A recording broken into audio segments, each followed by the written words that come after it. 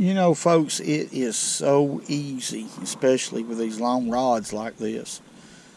I call it long poling, to overwork a jig with a long pole, because it's so long till it don't take much of a movement from where your hand is to the end of that pole to be a big movement. So that's why I really watch that. I don't want a lot of action at all. I want that crappie to feel like he can catch that bait without any trouble, without any effort whatsoever.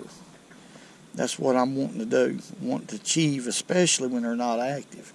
However, when they're active, you can forget about that. You can go ahead and work it more aggressively.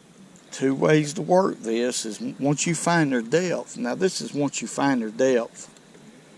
Let's get back up here and show this.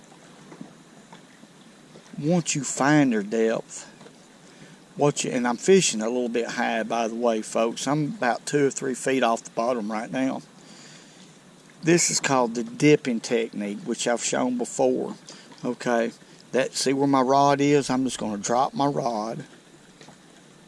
Okay, raise it up real slow back to the same place that I had it. Drop it again. That's dipping. That's real effective when you're talking about for using it for vertical jigging, for using it as a technique for vertical jigging. Or you can pick it up real high a lot of times, and a lot of times this is what it takes to make a crappie strike, and then drop it like that and just watch your line, because if I get bit, you'll see that line jump, you'll see it hop. That's why I like to use high-vis line.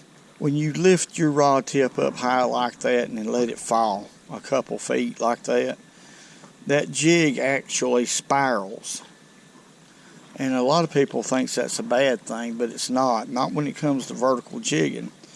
That spiral fall is just exactly the way a shad will fall. If they're injured, they'll go around in circles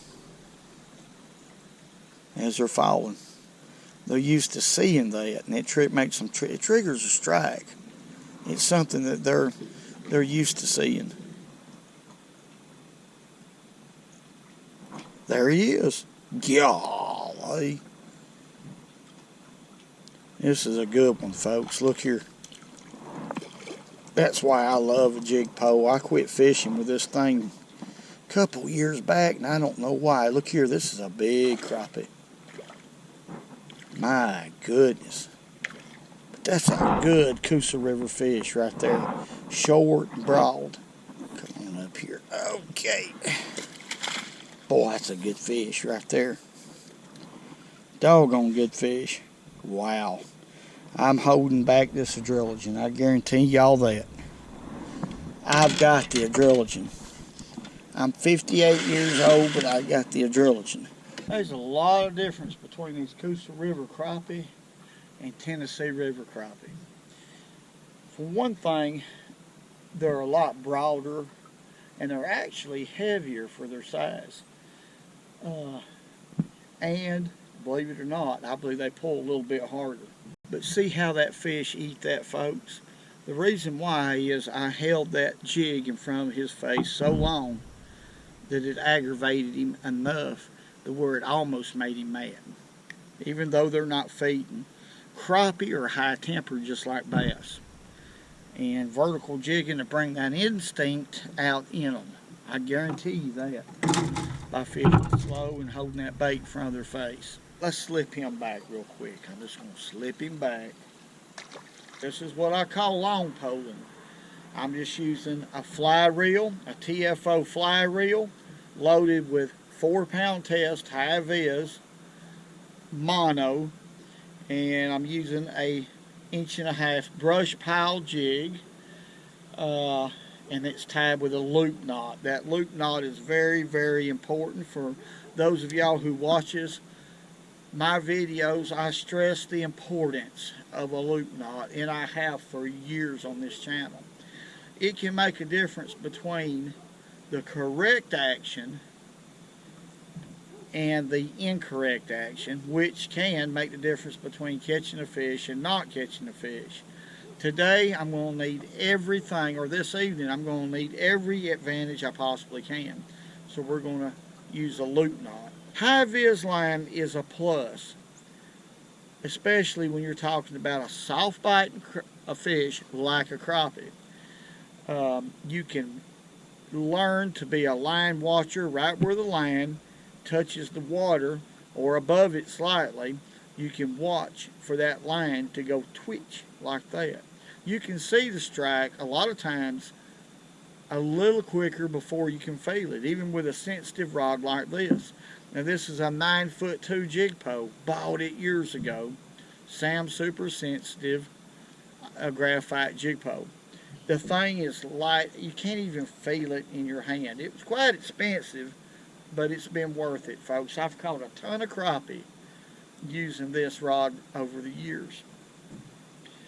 Okay, purple and chartreuse is a great color, period. There's a lot of iridescent colors in shad, and that's primarily what these fish are feeding on, is shad, and small ones. When the sun hits these shad, you can see a lot of blue, you can see purple, you can see green, of course silver, and when it comes to yellowtails or threadfin shad, the tail is always yellow. So I believe that's why the chartreuse comes into play. If that's not the reason chartreuse comes into play when it comes to crappie fishing, or even bass, is because it's a proven highly visible color to the fish in all depths. This particular bait right here, like I said, is 1.5 inches long. It is a finesse jig and a half when it comes to crappie. I like that 1.5 inches, 1.25 inches, or 1 inch size when they're acting like they're doing right now. They'll hit it a lot quicker than they will a bigger jig. There he is. That was a little better thump. Golly, where you going, fish? Wow. This is another good crappie. Let's get him out here in the sun so we can see him. There we go. Okay, we can flip him in here now. Come on up here. That's a heavy little fish right there. They're real heavy in the fall. Not no giant, but he's a good fish. He'd be a good eating size fish. He really would. But he eat that purple and chartreuse brush pile jig, which I knew he would. Purple is good on the Coosa River. Always has been. Always has been. For me. Purple and chartreuse, especially as a combination. But let's get this little jig out if we can.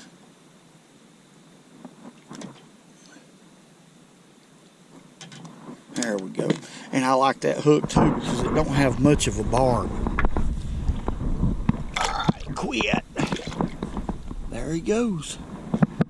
I actually had an adrenaline rush right there, but there's a woman that's working on this other dock, not the one that I'm fishing, but the other dock. She's doing something over there, and I almost just let it go, and I couldn't because I didn't want her to think I was nuts.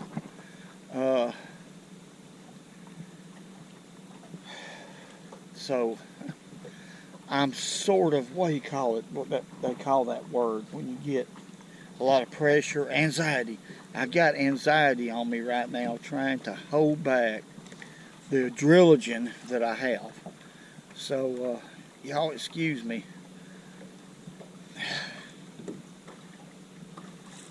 And I've got to mention it too because we're getting a lot of new people that subscribing, and I want to say God bless y'all if y'all are, or if you're just watching, bless you anyway. But that loop knot is the ticket for vertical jigging. Without it cinched up tight on that jig, it's loose. See, it's loose from the eyelet right there. It's moving. That plastic will float it up in a horizontal position a lot quicker and a lot easier than tying direct. So that makes a big, big difference, folks. Let's get right here and let's see if we can do that again. We'll just pitch it back there like that. As it's sinking, we're going to watch that line. A lot of times they'll catch it on the free fall like that. They don't have any trouble. There he is. Now that one was, oh, that's a good one. I'm catching big fish today. This is a good one. This is a mule right here. Let's see how he's hooked. Golly. Now I'm excited. This is a mule. I'll show this one, y'all. Golly, what a crappie.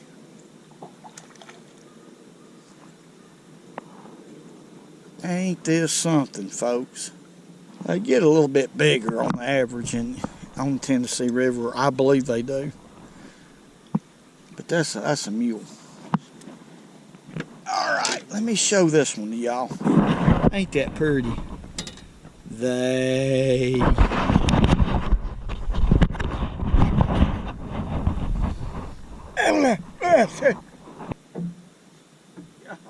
What a crappie. Come on up here. That's a big one for the Coosa River. Well, there's big ones in the Coosa River, don't get me wrong, but on the average I find that they're a little bigger on the Tennessee. But I get, and it may depend on what part of the Coosa River you're on too, but that is a big fish right there. Big crappie. That's what we're talking about. Now, like I said, I'm not catching many, but when I do, it's a good one. And that's the best one, no doubt.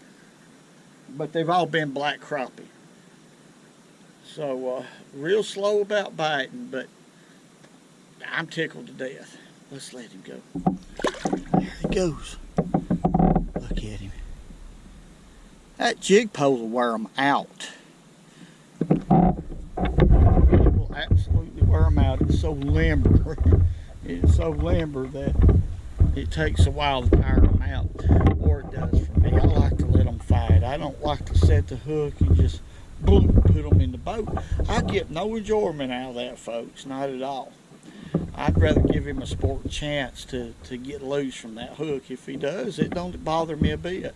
Because that's the sport of fishing.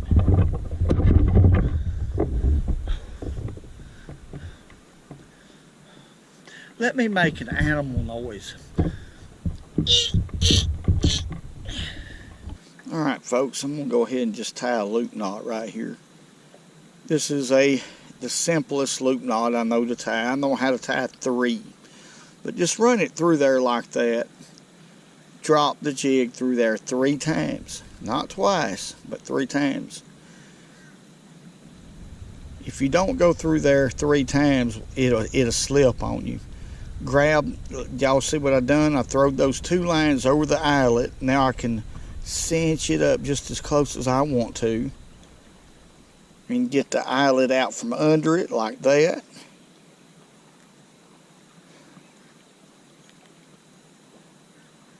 Like that right there.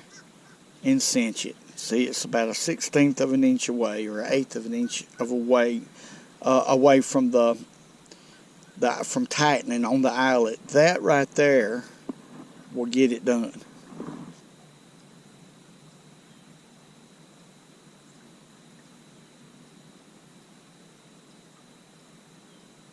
There's one. That's a crappie. Golly, good one too. I mean, a mule. I knew that. I knew them was crappie. Quit. I just had to find me another area right here. I hadn't been to this area in a long time.